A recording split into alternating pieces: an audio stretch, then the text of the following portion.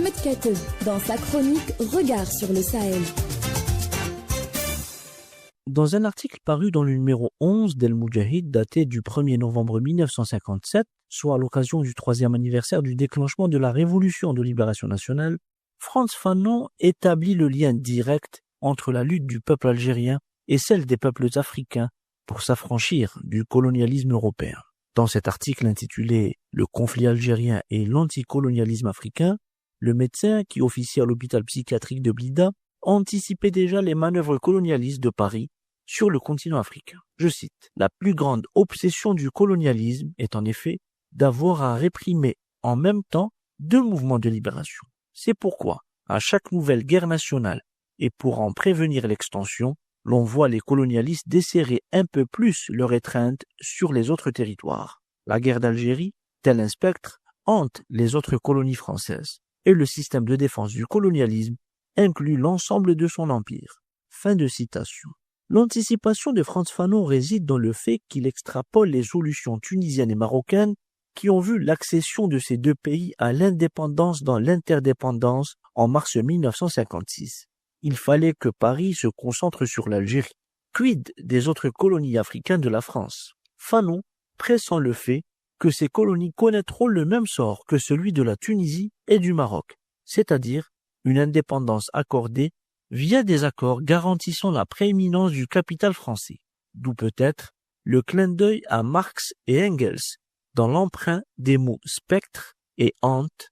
Souvenons-nous, le manifeste du Parti communiste commençait par cette phrase « Un spectre hante l'Europe, le spectre du communisme ». Nous le voyons.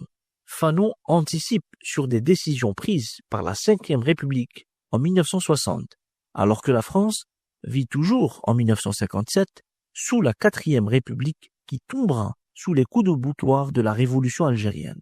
Il anticipe également dans la réfutation radicale des thèses du Parti communiste français et accessoirement soviétique qui mettent en avant et accessoirement du Parti communiste soviétique qui mettait en avant, je cite, une solidarité organique qui existerait entre le prolétariat des pays colonialistes et celui des pays colonisés. Fin de citation. Fanon met en avant la solidarité stratégique des territoires occupés par les forces françaises en guise de réponse à l'habileté tactique du colonialisme, pour la simple raison que les peuples coloniaux en lutte pour leur indépendance doivent d'abord compter sur leurs frères colonisés. Mais vigilant et enfin observateur des tactiques coloniales, Frantz Fanon avertit contre toute naïveté candide à propos d'une solidarité instinctive et spontanée entre les peuples colonisés. La France coloniale était déjà à la manœuvre pour opposer les Algériens aux Sénégalais ou aux Dahoméens, les Béninois d'aujourd'hui. N'étant pas dupes, les soldats africains ont commencé à partir de 1957 à déserter les rangs de l'armée coloniale pour rejoindre les combattants de l'armée de libération nationale ALN, après la découverte des simulacres et des mises en scène montées de toutes pièces pour empêcher toute solidarité entre peuples colonisés. Prophétique, ces lignes écrites en octobre 1957 résonnent aujourd'hui tellement le propos ne souffre d'aucune ambiguïté, tant il s'applique aux pseudo-intellectuels néo-colonisés et sionisés. Je cite, « La conscience nationale a le sens de l'esthétique et le fait que devant les représentants des peuples de Bandung, l'apologie du colonialisme soit faite par un colonisé lui semble de part en part inacceptable. » Fin de citation.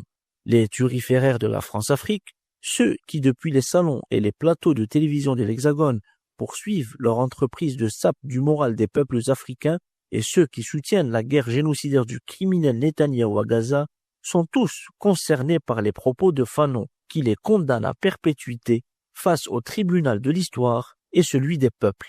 À bientôt pour une nouvelle chronique consacrée à Frantz Fanon.